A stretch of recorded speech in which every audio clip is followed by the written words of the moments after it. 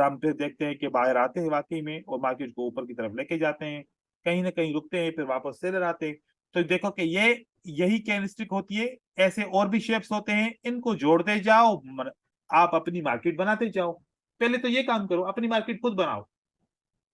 Candlestick तो आती है ना, स्ट्रांग भी आती है, न्यूट्रल भी आती है, नॉर्मल भी आती है, सारी आती है। पहले अपनी मार्केट तो बना के दिखाएं कि आपको अपनी मार्केट कैसे बनानी है। आप अगर बायर भी हो सेलर भी हो तो आप कैसे काम करेंगे।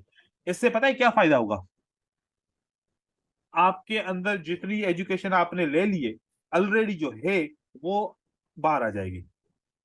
वो कॉन्सेप्ट रिव्यू हो जाएंगे, आपके जहन में ताजा हो जाएंगे कि आपको पता चलेगा कि अच्छा अगर यहाँ पर ग्रीन कैंडल बननी चाहिए तो क्यों बननी चाहिए, रेड बननी चाहिए तो क्यों बननी चाहिए। वो आपके अंदर के कॉन्सेप्ट फिट होगा कि रेजिस्टेंस होगी तो रेड बनेगी, सपोर्ट होगी तो ग्रीन बनेगी, ब्रेकआउट होगा तो रिटेस्ट होगा, अप ट्रेंड है तो मार्केट मजीद कंटिन्यू करेगी, वेव को कंट्रोल नहीं किया तो मार्केट रिवर्स हो जाएगी। इस तरीके से ऑटोमेटिकली आपके जहन में वो बातें आना शुरू हो जाएंगी कि आपने खुद से मार्केट बनानी है। आप मार्केट मेकर बन जाओ, आप अपनी मार्केट बना सकते हो। और वही मार्केट आके आप जब रियल मार्केट को देखोगे तो आपको लगेगा कि ये तो वही मार्केट है जो मैं बनाता हूँ। सिंपल है। ठीक है, इस तरीके की प्रैक्टिस होती है, तो आपने वो भी करनी है। स्लोली स्लोली अपने माइंड को सेट रखना है और ये सारी चीजों को याद रखना है। ठीक है, आगे चलते हैं। सिंगल कैंडलस्टिक पैटर्न को समझने के बाद ये पैटर्न कंटिन्यूशन भी हो सकते हैं, साथ साथ में रिवर्सल पैटर्न भी हो सकते हैं। तो रिवर्सल पैटर्न की बात करें, लेकिन पहले हम पिन बार्स को देखते हैं। ये पिन बार्स है, ये हैमर की तरह दिख रहे हैं, इन्वर्टेड हैमर की तरह। लेकिन ये हैमर और इन्वर्टेड हैमर से थोड़ा सा मुख्तलिफ है, ट्रेड करने में भी थोड़ा सा डिफरेंस होगा। हम आगे चल के पढ़ेंगे इनको कैसे ट्रेड करते हैं। ये पिंस की इंफॉर्मेशन एक्स्ट्रा है, लेकिन हैमर इन्वर्टेड हैमर में ये इंफॉर्मेशन नहीं थी। तो इसी तरीके से ये भी सिंगल कैरेक्टरिस्टिक पैटर्न कहलाते हैं, कंटिन्यूएशन के लिए भी यूज करते हैं। अब यहां पर देखिए कि जो सिंगल कैरेक्टरिस्टिक पैटर्न है वो क्या है। ये रिवर्सल है। तो रिवर्सल का कानून क्या है और कंटिन्यूएशन का कानून क्या है, इसमें क्या फर्क है। मैं यहाँ पर सारी कैरेक्टरिस्टिक शो कर रहा हूँ, उसके बाद आपको बताता हूँ फर्क क्या है। रिवर्सल किसको बोलते हैं, कोई एक बंदा मुझे उसकी डेफिनेशन बताए। मार्केट जिस ट्रेंड में चल रही थी उसके अपोजिट होना चाहिए। जैसे अब अपवर्ड चल रही है तो रिवर्स हो ठीक जाएगी, है, मतलब डाउनवर्ड आ जाएगी फिर। ओके, सही है। इसके अलावा और कोई बताना चाहे। सर अगर मार्केट का डायरेक्शन चेंज हो गया तो उसको रिवर्सल बोलते और फिर वहां पर कोई पैटर्न बने या ना बने, जरूरी तो नहीं है कि कोई पैटर्न बने। ऐसे भी तो डायरेक्शन चेंज हो सकता है ना, या नहीं हो सकता। और डिमांड गेट में प्राइस गेट इन डिमांड। अच्छा, कोई और बताए, सर देखें। पैटर्न बनना आई थिंक जरूरी है, तभी तो बाकी लोग को पता चलेगा ना कि कुछ भी कर चेंज ले, होने वाला डायरेक्शन। कुछ भी करें, पैटर्न तो जरूर बनेगा ही बनेगा। क्योंकि दो कैंडल अलग कलर की मिलके कोई ना कोई पैटर्न बनेगा। Inside bar, outside bar, piercing line, dark cloud cover, engulfing, bearish engulfing, bullish harami, bearish harami, three outside up, three outside down, कोई ना कोई पैटर्न तो बनेगा ही बनेगा ना। हाँ, यस तो सर। इसका मतलब है जी कि सर। पैटर्न जरूर बनता है। पैटर्न कब बनता है, जब मार्केट अपना डायरेक्शन चेंज करती है। जब एक डायरेक्शन ऊपर से नीचे की तरफ आ रहा होता था, तो इसका मतलब है कि कौन डायरेक्शन को, मार्केट को कौन नीचे की तरफ आ रहा था, सेलर लेके आ रहे थे। अब एकदम से क्या हुआ कि सेलर को बायर ने कंट्रोल करके मार्केट को ऊपर लेके जाना शुरू किया, तो डायरेक्शन चेंज हुआ। तो डायरेक्शन चेंज हुआ तो या तो यहाँ पर डबल कैलिस्टिक बना होगा, या तो सिंगल बना होगा, या तो ट्रिपल कैलिस्टिक का कोई पैटर्न बनेगा। तीन किस्म के कोई पैटर्न है, इनमें से कोई ना कोई एक पैटर्न एक शेप का बने। बनेगा। और इसका मतलब होता है कि डायरेक्शन को रिवर्स करना है, इसको इसलिए बोलते हैं रिवर्सल पैटर्न। अब ये सेम पैटर्न ग्रीन कैंडल को ऊपर वैसे ही जा रही है, उसके बाद भी आ जाए तो इसको बोलते हैं कंटिन्यूशन। तो ऊपर तो वैसे ही जा रहे हैं हम, बायर तो ऊपर वैसे जा रहे हैं, बीच में अगर हैमर आ जाए तो फिर अब हैमर यहाँ पर रिवर्सल पैटर्न तो नहीं है ना। रिवर्सल का तो मतलब है कि जब मार्केट नीचे गिर रही थी फिर ऊपर उसको उठाना। यहाँ तो ऑलरेडी मार्केट ऊपर की तरफ जा रही है, तो फिर क्या इसको पैटर्न नहीं मानेंगे, पैटर्न तो मानेंगे ना, राइट। लेकिन ये कंटिन्यूशन राइट। पैटर्न। ठीक है। तो रिवर्सल पैटर्न मतलब पहले अपोजिट कैंडल उसके बाद पैटर्न, और यहां पर पहले सेम कलर की कैंडल उसके बाद पैटर्न आ जाए तो ये कंटिन्यूशन। अब इसका फर्क क्या आता है, क्यों। अब देखो, जितने भी रिवर्सल पैटर्न है सबका विनिंग रेशियो क्या, 55। 55%। और जितने भी कंटिन्यूशन पैटर्न है उसका विनिंग रेशियो क्या है? 80%।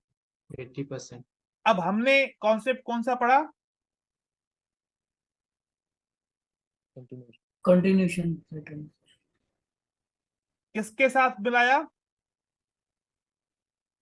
पैटर्न्स के साथ patterns plus continuation winning ratio क्या आ गया?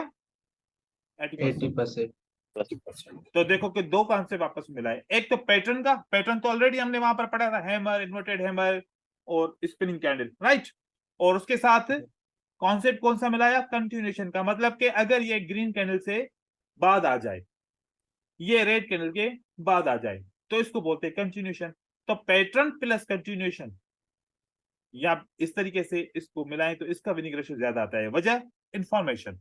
वजह क्या है? इंफॉर्मेशन। एक अपोजिट ट्रेंड को डायरेक्शन चेंज करना इतना आसान नहीं है, ठीक है, लेकिन एक चलते हुए ट्रेंड को अगेन चलाना यह आसान है।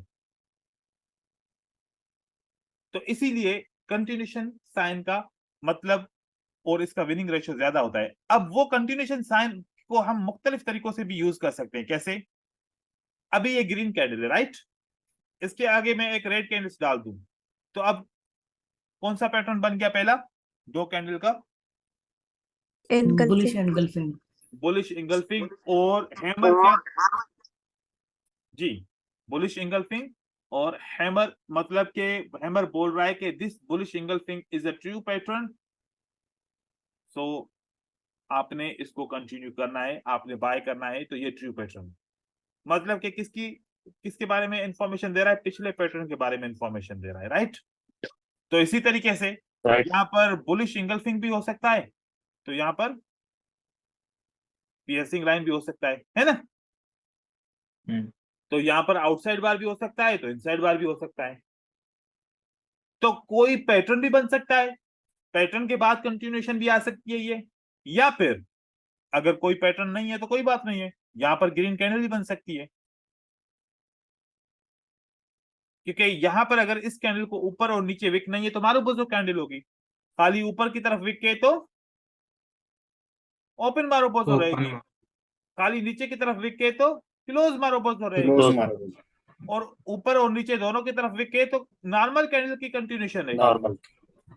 तो अब ये तो फर्क आएगा ना कि मारूबोजो कैंडल की कंटिन्यूएशन, नॉर्मल कैंडल की कंटिन्यूएशन, न्यूट्रल कैंडल की कंटिन्यूएशन, इंगल्फिंग की कंटिन्यूएशन।